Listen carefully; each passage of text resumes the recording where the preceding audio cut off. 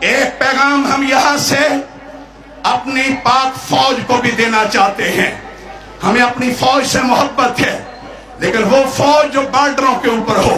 یہ بات نوٹ کیجئے کہ دشمن کا عالمی ایجنڈا یہ ہے کہ پاکستانی قوم اور پاکستانی فوج کے بیچ میں فاصلے بڑھائے جائیں، نفرتیں بڑھائی جائیں. اب آئیے، یہ نفرتیں بڑھتی کیسے ہیں، یہ فاصلے بڑھتے کیسے ہیں؟ میں اسٹیبلشمنٹ کے مقتدر لوگوں سے کہنا چاہتا ہوں، سنو، یہ فاصلے تب بڑھتے ہیں جب آپ اپنی آئینی حدود کو پھلانگتے ہیں، جب آپ اپنی حدوں کو کراس کرتے ہیں، جب آپ آئین کو توڑتے ہیں، جب آپ مصنوعی پروجیکٹ بناتے ہیں، جب آپ جھوٹی قیادتیں گھڑتے ہیں، جب آپ مکاروں کے غبارے میں ہوا بھرتے ہیں، جب آپ قوم کے اوپر لٹیروں کو مسلط کرتے ہیں، اس کے نتیجے میں قوم آپ سے دور ہو رہی ہے. ان جھوٹے، ان مکار اور ان لٹیرے لیڈروں کے غبارے میں ہوا بھرنا بند کیجئے. آپ اپنی آئینی حدود میں جائیں، قوم محبت کرے گی. اگر حشر یہی رہا، اگر حال یہی رہا تو خدا نخواستہ پھر یہ شہیدوں کی سرزمین، یہ شہیدوں کا وطن، یہ لاکھوں شہداء کی قربانیوں سے سینچا ہوا وطن، پھر یہ لٹیرے کھا جائیں گے، پھر یہ بھوکے ہڑپ کر جائیں گے.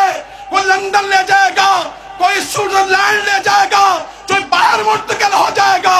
لیکن قوم دیکھ لیجئے کیا رہی ہے کہ آپ ان لیڈروں کے آگے جماعت اسلامی ایک سیسا ہوئی دیوار بن چکی ہے. جب آپ اپنی آئینی حدود کو پھلانگتے ہیں، جب آپ اپنی حدوں کو کراس کرتے ہیں، جب آپ آئین کو توڑتے ہیں، جب آپ مصنوعی پروجیکٹ بناتے ہیں، جب آپ جھوٹی قیادتیں گھڑتے ہیں، جب آپ مکاروں کے غبارے میں ہوا بھرتے ہیں، جب آپ قوم کے اوپر لٹیروں کو مسلط کرتے ہیں، اس کے نتیجے میں قوم آپ سے دور ہو رہی ہے. ان جھوٹے، ان مکار اور ان لٹیرے لیڈروں کے غبارے میں ہوا بھرنا بند کیجئے.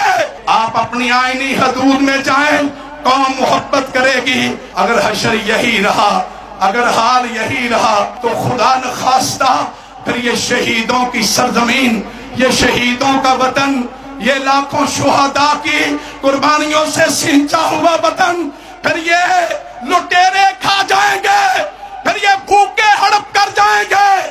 کوئی لندن لے جائے گا، کوئی سوئٹزرلینڈ لے جائے گا، کوئی باہر منتقل ہو جائے گا.